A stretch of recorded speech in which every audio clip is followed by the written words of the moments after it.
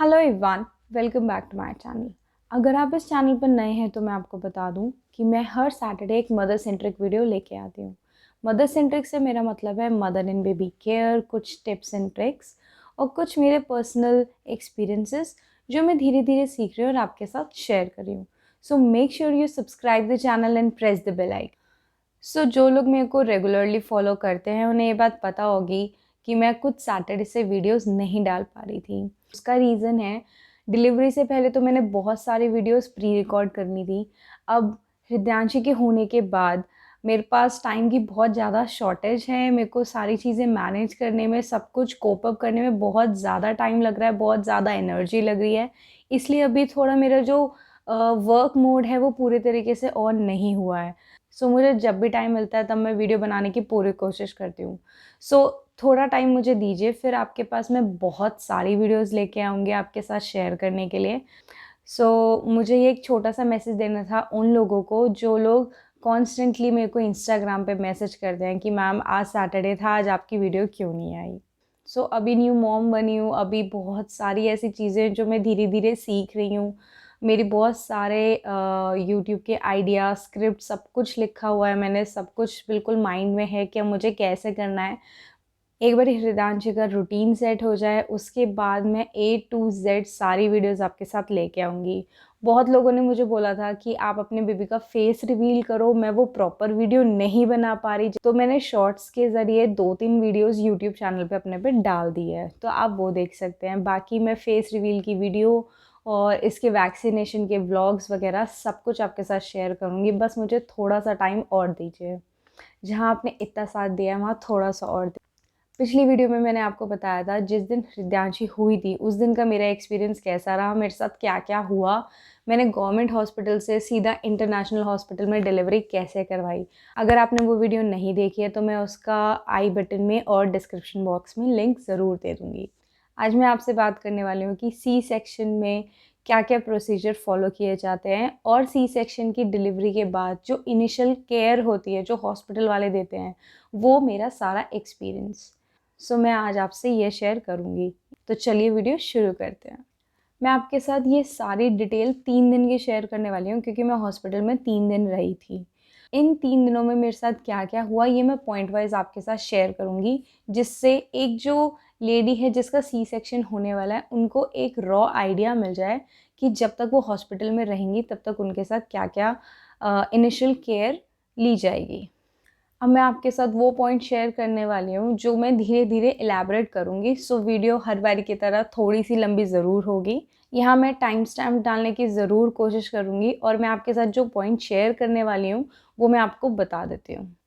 पहले तो मैं आपको बताऊँगी सी सेक्शन का प्रोसीजर की बेसिक शुरुआत कहाँ से होती है।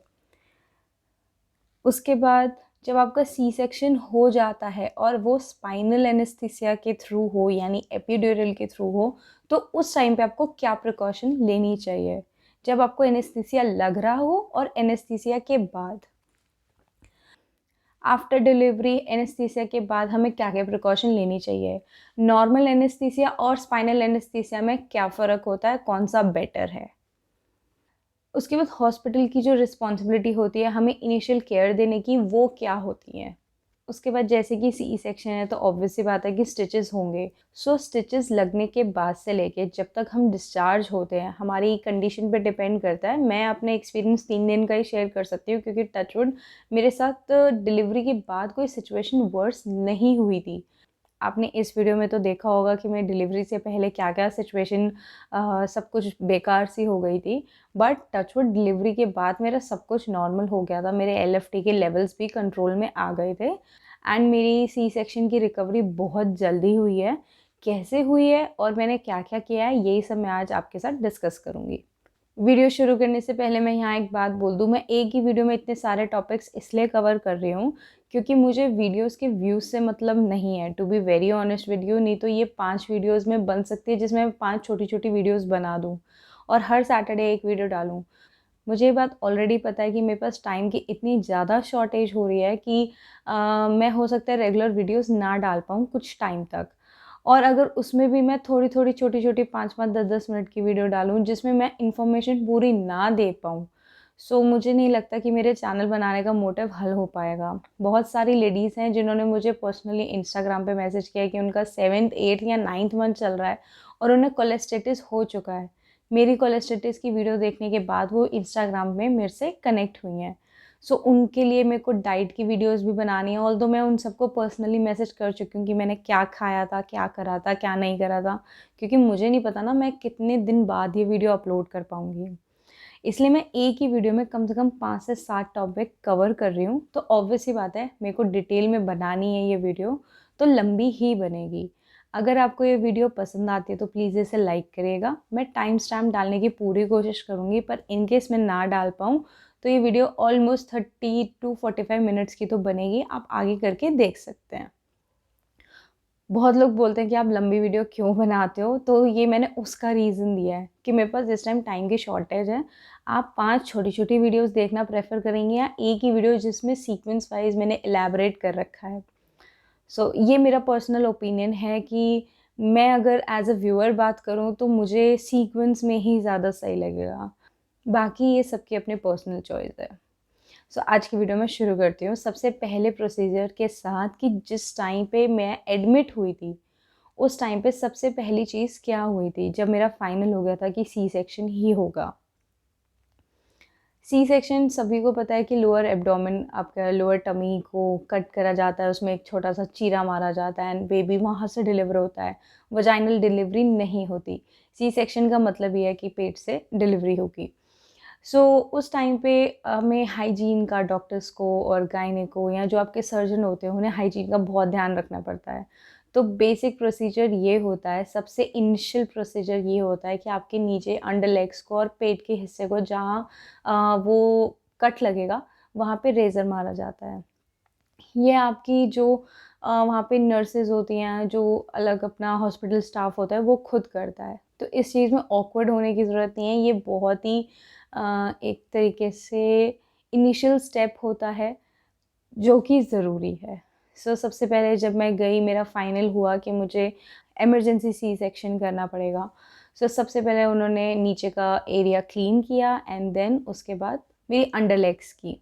उसके बाद जो मेरा एक्सपीरियंस रहा, क्योंकि मैंने खाना भी खाया हुआ था, आप इस वीडियो में डिटेल में देख सकते हैं, और मैंने पानी भी पिया हुआ था। तो जिस टाइम से मेरा फाइनल हुआ कि मेरे को सी सेक्शन करना है, उसी सेकंड से उन्होंने बोल दिया था अब आप पानी का एक घूँट नहीं पिएँगे। जितना जो भी आपने कर रखा है वो कर रखा है, आप अब पानी नहीं पी सकते। नॉर्मली मैं आपको बता दूँ 12 घंटे की प्रॉपर फास्टिंग होती है, ना ही पानी और ना ही खाना। पर मेरा इमरजेंसी केस था, इसलिए मैंने 1 घंटा पहले ही खाना खाया था। इस बात की पूरी डिटेल आपको इस वीडियो में दिख जाएगी। ये उसका सेकंड पार्ट है, तो मैं इसमें ज़्यादा बार-बार रिपीट नहीं करूँगी।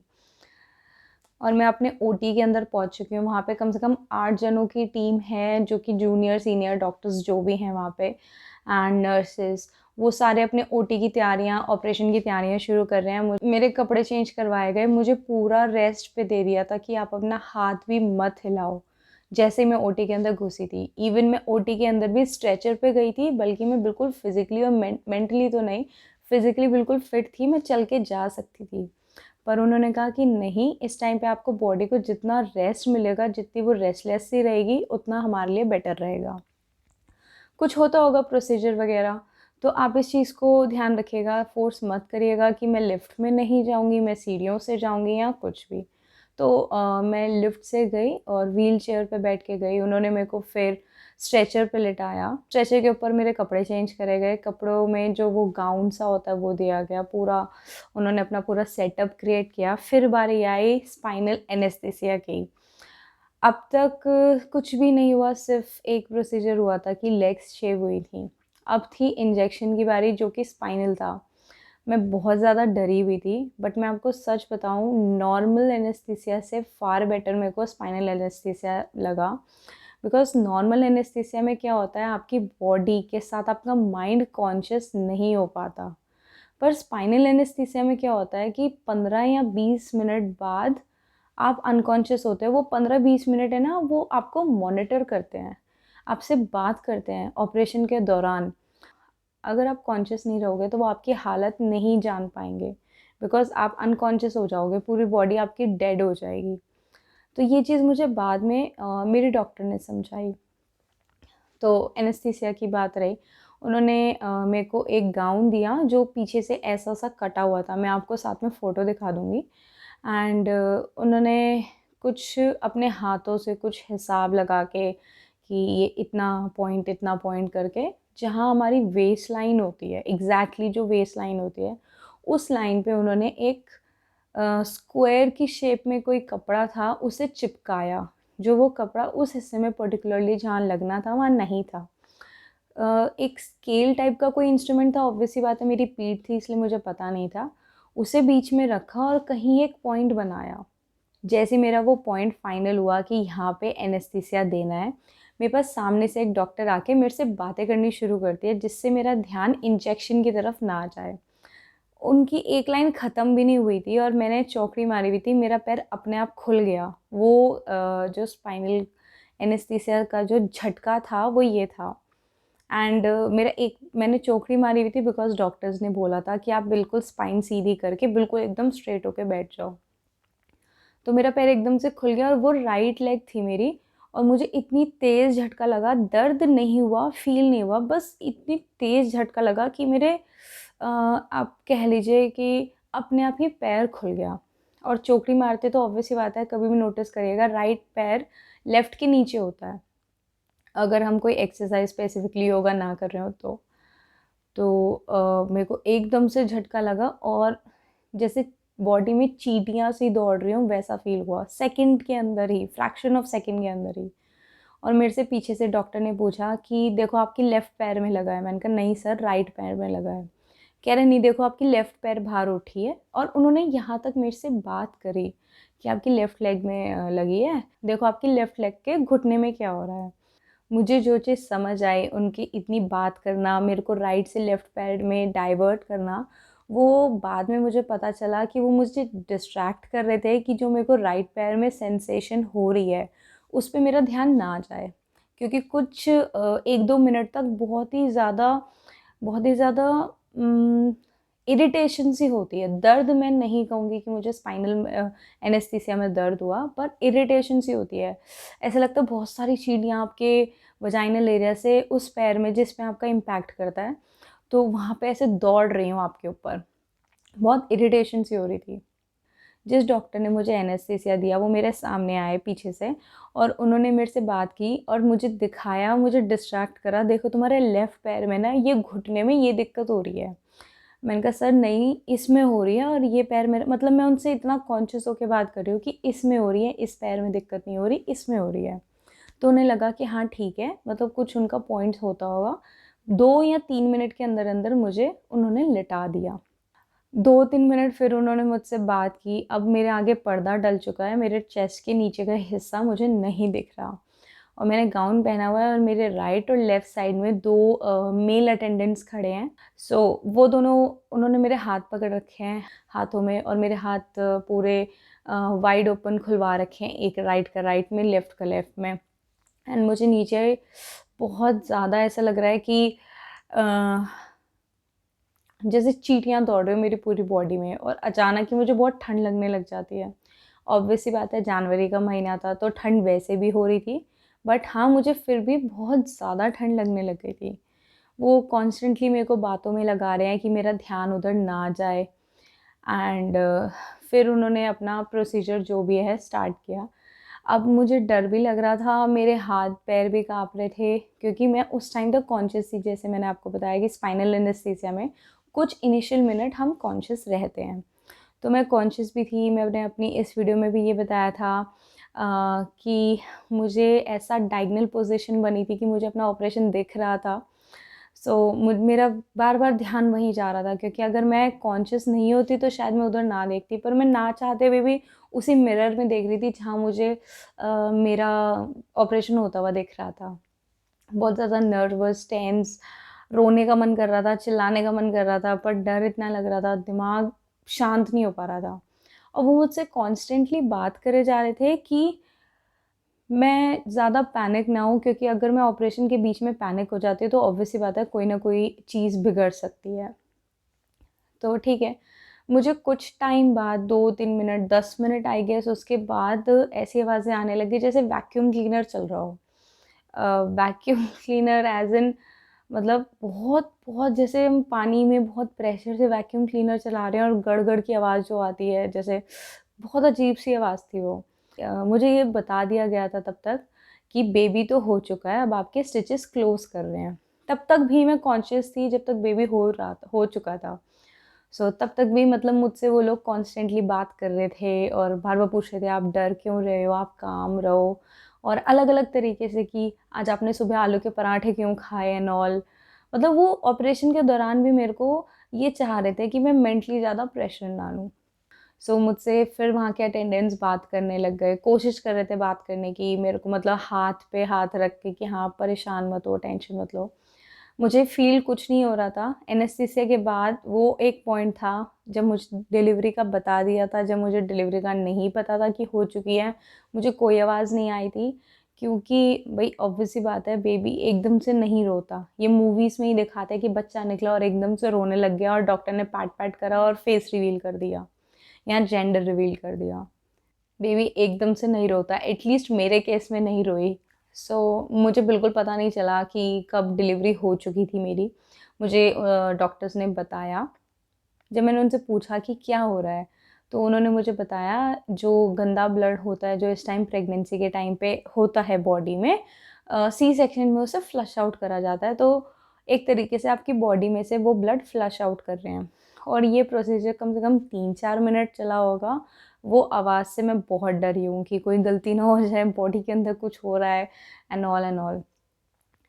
उसके बाद मुझे कुछ फ़ील नहीं हुआ, बिल्कुल सब शांत हो गए, कोई माहौल नहीं, बिल्कुल सारा माहौल शांत हो गया। बहुत मतलब आराम से हील कर रहे हैं या वो स्टिचेस लगा रहे हैं एंड वो आवाज़ बंद हो गई। एंड फिर उस टाइम तक मेरे हिसाब से मेरा जो ऑपरेशन हुआ है, वो आधे घंटे के अंदर सब कुछ हो गया था।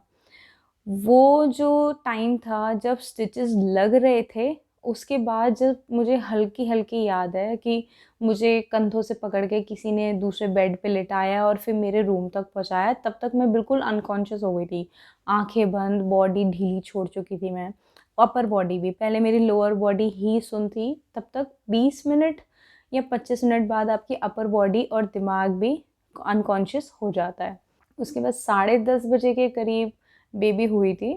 मेरी जो मैं कॉन्शियसली उठी थी, वो उठी थी शायद 2:40 के करीब और मैं अपने रूम में थी, मेरे सामने एक क्रिब रखा हुआ था, वो क्रिब काफ़ी ऊँचा था एंड उसके अंदर सो रही थी और मेरे सिस्टर इन लॉ और हस्बैंड दोनों रूम में थे और वो भी सो रहे थे।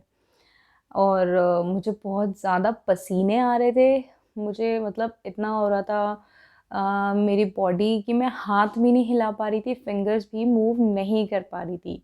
तो जैसे ही मैं उठी वैसे ही मैंने देखा कि मेरे को ड्रिप्स चढ़ी हुई हैं, एक हाथ में 2-2 3-3 बॉटल्स चढ़ी हुई हैं एंड मेरी बॉडी बिल्कुल मूव नहीं कर पा रही, इवन मैं अपनी फिंगर्स भी मूव नहीं कर पा रही थी। गले से आवाज़ नहीं निकल रही थी और बहुत ही ज़्यादा मिक्स्ड फीलिंग थी। मैं चाह रही थी देखना क्योंकि डिलीवरी के बाद मुझे उसे दिखाया तो गया था कि आपकी लड़की हुई है एंड ऑल, पर उस टाइम मैं अनकॉन्शियस थी। तो मुझे इतना मतलब याद भी नहीं था और मैं चाह रही थी कि एक बारी मैं अपनी बेबी अपने पास लूँ। उन्होंने मेरे को स्किन टच तो दिया था बेबी के साथ, होते के साथ ही, पर उस टाइम पे मैं बहुत अनकॉन्शियस थी। मैंने देखा भी नहीं था। उन्होंने फ़ोटो, मैं आपको साइड में फ़ोटोज़ भी दिखा रही हूँ, उस टाइम पे फ़ोटोज़ भी क्लिक हुई थी और आप मेरी हालत देख सकते हैं कि मैं कैसी हो रखी हूँ। 2 ढाई बजे के करीब जब मैं उठी तो मैं ये देख रही हूँ, मतलब मेरा बहुत ज़्यादा मन कर रहा है कि मैं उठूँ और मैं हिलूँ, पर मेरी बॉडी में बिल्कुल कोई सेंसेशन नहीं है, सिर्फ़ मेरी गर्दन हिल पा रही थी। और फिर मैंने अपनी फैमिली को उठाया, अपने सिस्टर इन लॉ को और हस्बैंड को उठाया। एक वो इमोशनल सा मोमेंट था कि बस हाल-चाल पूछा उन्होंने कि ठीक है सब? मैं हाँ, ठीक है, बॉडी मूव नहीं कर पा रही। तब मुझे उन्होंने ये बात बताई कि डॉक्टर ने स्पेशली मना किया है, अभी तो 5-6 घंटे असर रहेगा, तो उसके बाद भी एटलीस्ट 24 आवर्स तक सीधा ही लेटना है, इवन करवट भी नहीं बदलनी।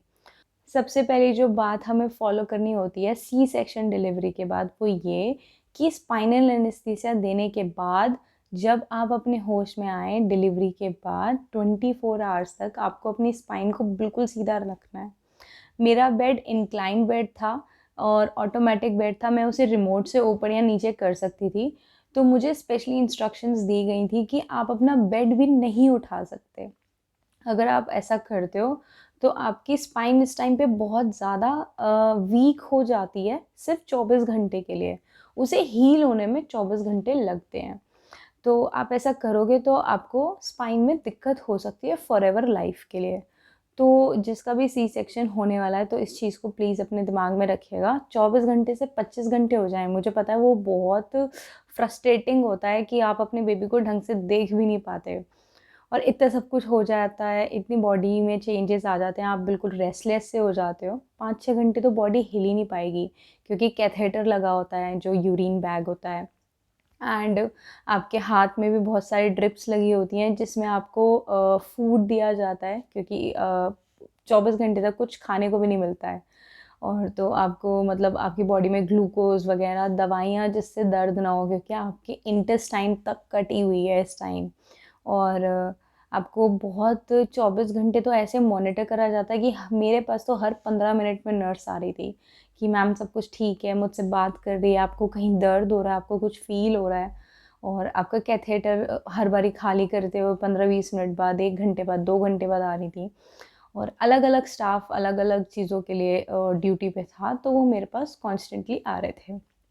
सबसे पहली प्रिकॉशन मैंने आपको बताया कि आप स्पाइन अपनी बिल्कुल सीधी रखिएगा, गर्दन भी नहीं उठानी क्योंकि हमारी स्पाइन से हमारी गर्दन भी कनेक्टेड होती है।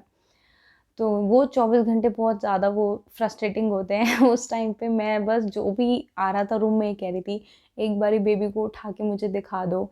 बट मैं इतना भी नहीं देख सकती थी, मेरा बेड इतना इंक्लाइन था या इतना सॉर्ट ऑफ ऐसे बिल्कुल सीधा था, इंक्लाइन भी नहीं हो सकता था कि मैं ऐसे भी करके नहीं देख पा रही थी और मुझे बड़ा वो हो रहा था कि मैं एकदम से कूदूँ और यूँ देख लूँ, कि एक नज़र देख लूँ, एक नज़र देख लूँ। बट मैंने उस टाइम पे अपने आप को बहुत मुश्किल से रोका क्योंकि बाद में दिक्कत होती है और मुझे ये बात डॉक्टर ने पहले ही बता दी थी।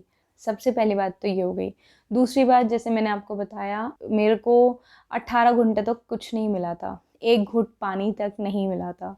मुझे आपको इतनी भूख नहीं लगती बिकॉज़ इंजेक्शंस के थ्रू आपकी बॉडी में फ्लूइड के थ्रू और इंजेक्शंस के थ्रू खाना और जो भी एनर्जी की चीज़ें होती हैं वो डाली जाती हैं जो उस टाइम पे ज़रूरी होती हैं। पर जो हमें मेन चीज़ लगती है या जो मुझे मेन चीज़ लगी वो थी प्यास और मेरा मुँह सूख रहा था बार-बार, बस मुझे लग रहा था एक घुट पानी मिल जाए।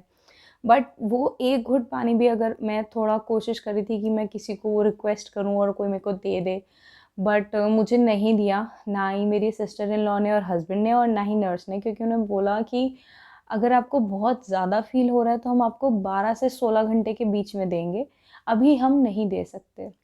मुझे बहुत ज़्यादा गर्मी लग रही थी, बहुत ज़्यादा पसीने आ रहे थे। जैन का टाइम था, उसके बाद भी मैंने सिंगल चद्दर ले रखी थी और कुछ नहीं था मेरी बॉडी पे एक हॉस्पिटल गाउन के अलावा। इतने पसीने आ रहे थे कि मुझे हर 5 मिनट में अपनी सिस्टर इन लॉ को बोलना पड़ता था कि मेरा मुँह पोंछ दो, पसीनों से भर रहा है। तो ये हार्मोनल चेंज की वज़ह से था, इंजेक्शंस लगे हुए थे, उस वज़ह से था। उसके बाद मुझे याद है कि मुझे 18 घंटे बाद एक घुट पानी दिया गया था, वो भी अजवाइन वाटर था वो, हॉस्पिटल से ही, हॉस्पिटल वालों की तरफ से ही अजवाइन वाटर मिलता है। अब मेरे हॉस्पिटल में मिला था मुझे। सो उन्होंने मुझे चम्मच से पिलाए, वो भी 2 चम्मच। तो मुझे था मैं ठीक है कोई बात नहीं, अब जो होना है वो तो होना ही है। अगर मुझे एक अच्छी रिकवरी चाहिए, मुझे एक अच्छी पूरी तरीके से रिकवरी चाहिए कि मैं अपनी बेबी को खिला सकूँ, अपनी गोद में ले सकूँ, तो आप कर लो जो आपको सही लग रहा है। सो उन्होंने मुझे 2 चम्मच पानी दिया। अब तक मेरा कैथेटर नहीं निकला था। सो हर 2 घंटे में, ढाई घंटे में मुझे कुछ फ़ील नहीं हो रहा था नीचे, मेरा लोअर बॉडी पूरी सुन्न थी। थोड़ी देर बाद नर्सेज़ आ रही थीं, वो यूरिन बैग खाली करती थीं, फिर लगा देती थीं, मुझे कुछ पता नहीं चल रहा था। ऐसे ही 2 दिन निकल गए, मुझे कुछ नहीं दिया गया।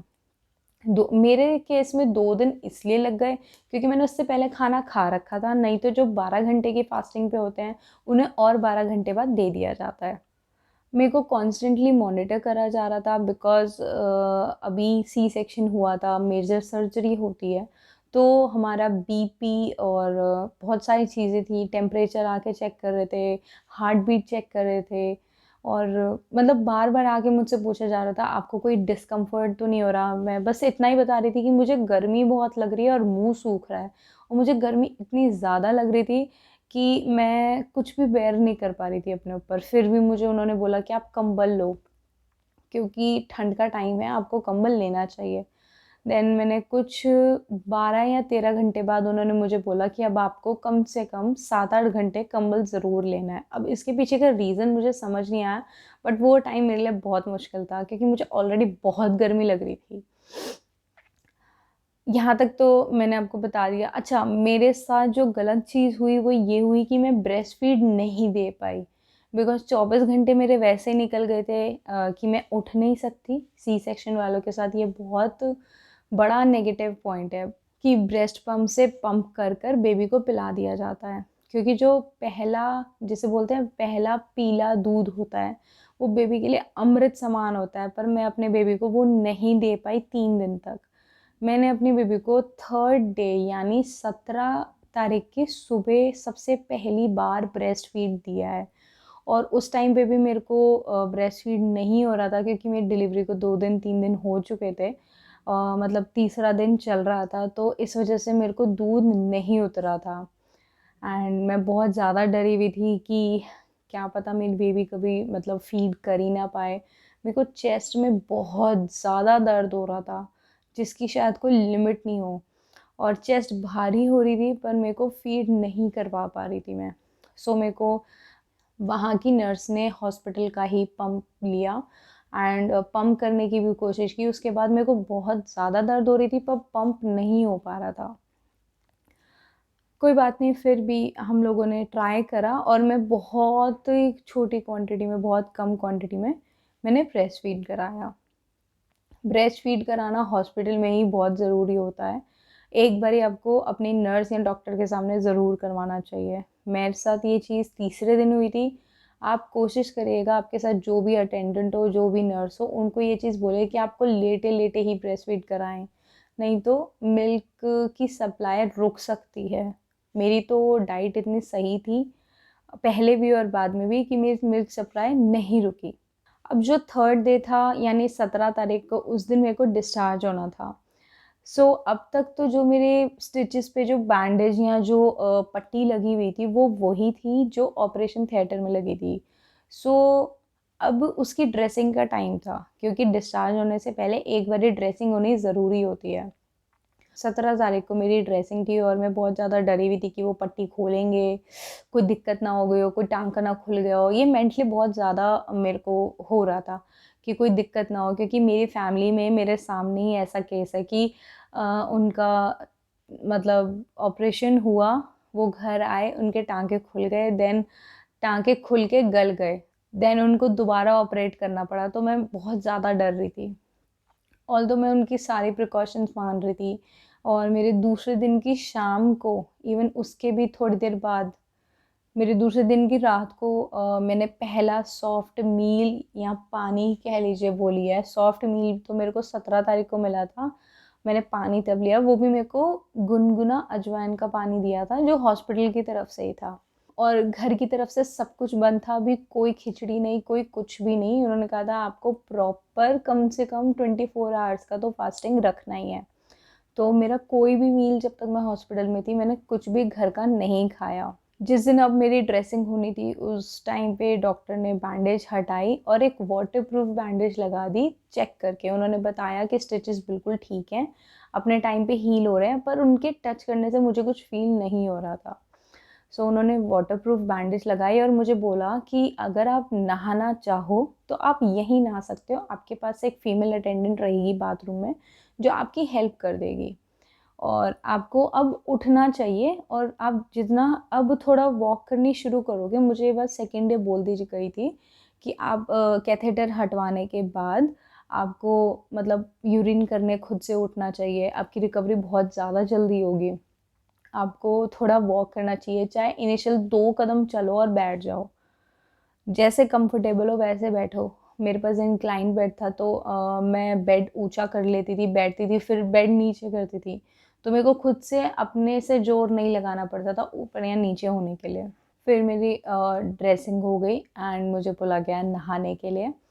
उन्होंने बताया कि एक फ़ीमेल अटेंडेंट होगी, पर मैं उससे 1 दिन पहले से थोड़ा-सा चलना और कैथेटर हटने के बाद अपना वॉक वगैरह कर चुकी थी, तो मैंने सोचा क्यों ना मैं थोड़ी-सी खुद ही हिम्मत मारूँ। तो वो अटेंडेंट साइड में खड़ी हुई थी, बस उसने जो मेरी हेल्प की वो ये की कि मुझे उठाया और जो वहाँ पे चेयर रखी हुई थी नहाने के लिए, हाई चेयर थी वो, उस पे बिठाया। वो भी मैंने उनका हाथ पकड़ा था, बाकी मैं अपने आप बाथिंग करी मैंने। मुझे इतना कॉन्फिडेंट सा फ़ील हो रहा था कि अरे मैं तो ऑपरेशन के बाद भी खड़ी हो गई, मैं नहा ली, कोई दिक्कत ही नहीं है। और मैं अपना खुद से ही नहाई, खुद से अपने कपड़े चेंज करे, पैड वैड सब यूज़ करा, मैं बाहर आ गई। अच्छा, मैं यहाँ पे एक बात बता दूँ, ऐसा नहीं होता कि सी सेक्शन हुआ है तो आपको डेट नहीं आएगी, यानी जो आपकी ब्लीडिंग है वो रुक जाएगी। मेरी ऑलमोस्ट 50 डेज़ मेरे ऑलमोस्ट 50 डेज़ पीरियड्स आए हैं और ऐसा नहीं है कि कम आए हैं, पर हाँ, मेरे को मैटरनिटी पैड्स यूज़ करने की ज़रूरत नहीं पड़ी। इंस्टेड मैंने नॉर्मल पैड यूज़ करे, बट एक्स्ट्रा लार्ज वाले।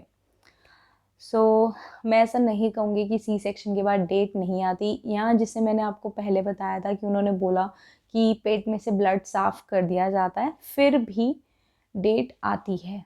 जब मुझे सेकंड डे बोला गया कि अब आप थोड़े से खड़े हो सकते हो, चल सकते हो, आपको थोड़ी वॉक करनी चाहिए और कैथेटर हटने के साथ ही आपको बाथरूम खुद से जाना चाहिए। कैथेटर मेरा हटा था सेकंड डे की रात को।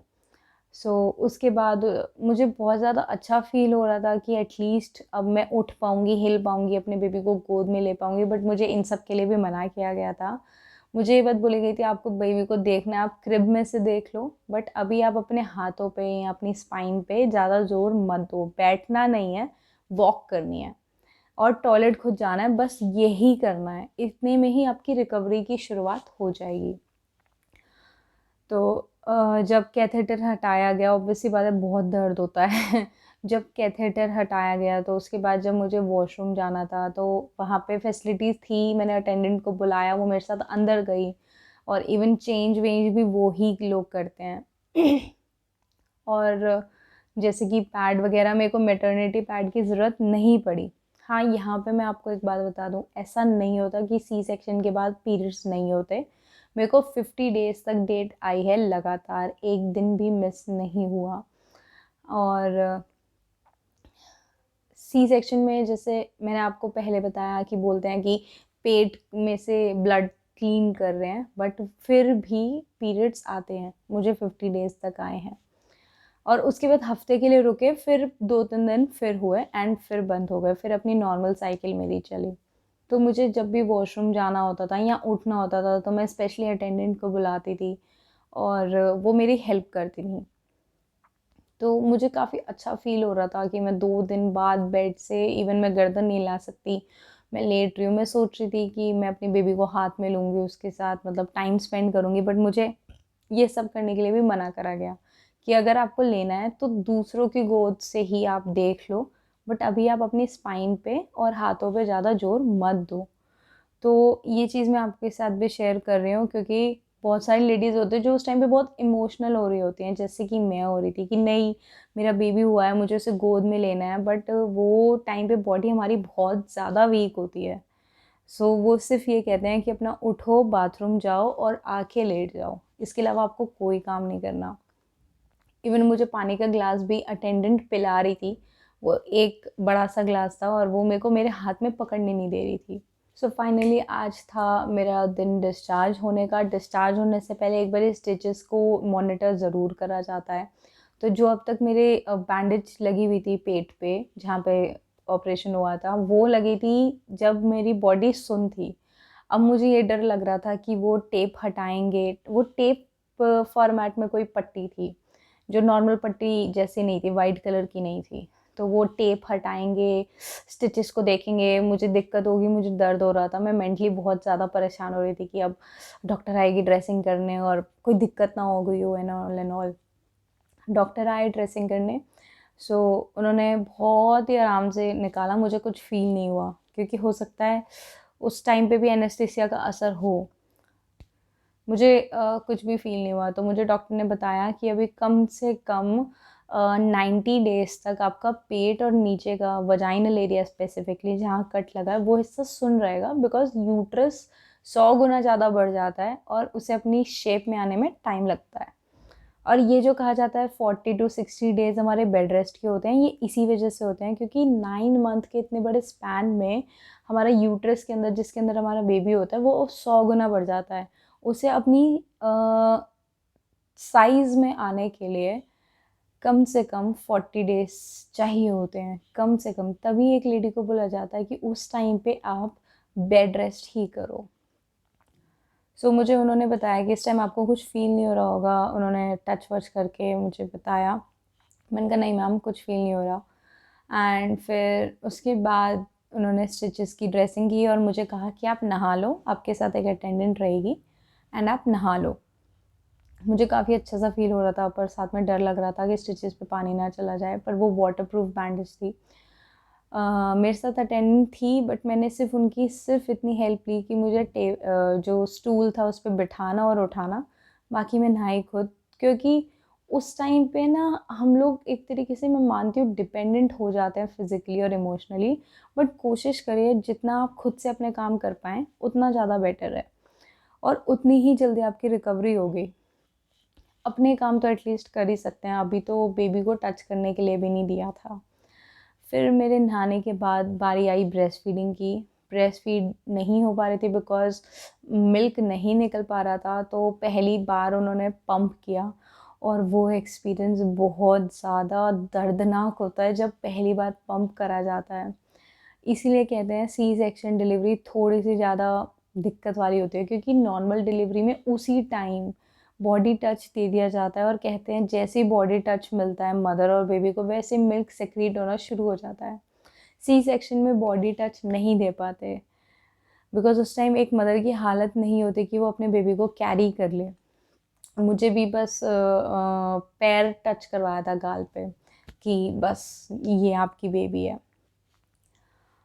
तो ब्रेस्ट फीड का सेशन ख़त्म हुआ, जब नहीं हो पा रही थी तो उन्होंने बहुत कोशिश की, मेरे को बहुत दर्द हुआ, लास्ट में फीड नहीं हो पाया तो फॉर्मूला मिल्क ही देना पड़ा। एंड देन उसके बाद पूरी फैमिली आ रही है, सब कुछ बहुत अच्छा अच्छा हो रहा है, बट मैं बहुत ज़्यादा मेंटली और वैसे अजीब सा फील कर रही थी क्योंकि बॉडी में बहुत ज़्यादा चेंजेस हो रहे थे। कभी एकदम से ठंड लग रही थी, कभी एकदम से गर्मी लग रही थी। डिस्चार्ज का दिन था, सब आ रहे थे, सब मतलब बहुत ज़्यादा ऐसा हो रहा था और डॉक्टर्स ने ये बात स्पेशली बोली थी कि इस टाइम पे अगर आप उठ के बैठोगे, सबसे ज़्यादा बात करोगे, तो आपको बहुत ज़्यादा इम्पैक्ट पड़ सकता है आपकी मेंटल और फिज़िकल हेल्थ पे। तो कोशिश करना जितनी कम बात करो, जितने लोगों से कम मिलो, इवन आँखें भी नहीं खोलनी लाइट की तरफ। अगर आप लाइट की तरफ डायरेक्ट देख रहे हो, तो हमारी बॉडी इतनी वीक हो जाती है कि आईसाइट वीक हो जाती हैं। तो बहुत ज़्यादा रिस्ट्रिक्शंस में रखा जाता है उस टाइम पे मदर को, और इधर पूरी फैमिली एंजॉय कर रही होती है। सो मेंटली भी लगता है कि यार मैं भी खड़ी हो जाती एंड ऑल, बट वो चीज़ें बहुत ज़रूरी होती हैं तो माननी चाहिए। मैंने भी मानी, सब आके कॉन्ग्रेचुलेट कर रहे थे तो सिर हिला दिया। उसके बाद इस मामले में मेरी फैमिली काफ़ी अच्छी है, वो सबको बाहर ले जाते थे क्योंकि ऑब्वियस सी बात है, अगर आपके सामने कुछ हो रहा है तो आपके कानों में वो सब आवाज़ें पड़ रही हैं और फिर एकदम से होता है यार मैं भी क्यों नहीं हूँ या मेरे से कोई बात क्यों नहीं कर रहा। सो मेरे हस्बैंड और मेरी सिस्टर इन लॉ कॉन्स्टेंटली थे वहाँ पे। तो मेरा रूम ऑल्दो काफ़ी बड़ा था, बट वो लोग किसी को भी रूम में अंदर नहीं आने दे रहे थे। मेरे रूम में इतनी बड़ा मेरा रूम इतना बड़ा था कि वहाँ पे 2 सोफ़े रखे हुए थे एंड एक छोटा फ्रिज था, टेबल था। बट फिर भी वो लोग किसी को ज़्यादा देर तक रूम में नहीं बैठने दे रहे थे। बस मेरी मम्मी और मेरी मदर इन लॉ ही थे जो 5 या 10 मिनट मेरे साथ बैठे थे। बाकी उन दोनों के अलावा कोई रूम में ज़्यादा नहीं आ पा रहा था। उसके बाद जिस दिन डिस्चार्ज का टाइम था तो मैंने आपको पहले भी बताया था अपनी इस वीडियो में कि मेरे हॉस्पिटल के रूम में प्रॉपर हीटर्स लगे हुए थे, जिस वजह से भी मुझे ज़्यादा गर्मी लग रही थी, बट बाहर का मौसम बहुत ठंडा था। तो मैंने कम से कम 4 से 5 लेयर्स पहनी थी और मैं बिल्कुल ऐसी हो गई थी कि बस आँखें दिख रही हैं और कुछ नहीं दिख रहा बॉडी पे, सिर्फ कपड़े दिख रहे हैं। तो इस चीज़ का भी बहुत ध्यान रखिएगा। अगर गर्मियों में हुआ है तब भी और सर्दियों में हुआ है तब भी आपको अपने आप को पूरा ढकना है। एंड फिर हम अपना घर आए। सी सेक्शन के बाद जो सबसे ज़्यादा दिक्कत होती है वो होती है ट्रैवलिंग में। मेरा घर और मेरा हॉस्पिटल में 2 सवा 2 घंटे का फ़र्क था। वो 2 सवा 2 घंटे मुझे बहुत ज़्यादा दिक्कत हुई है। और हम लोग वो 2 सवा 2 जो घंटे की ट्रैवलिंग का टाइम था वो हमने 3 घंटों में कवर किया, क्योंकि गाड़ी बहुत धीरे चला रहे थे।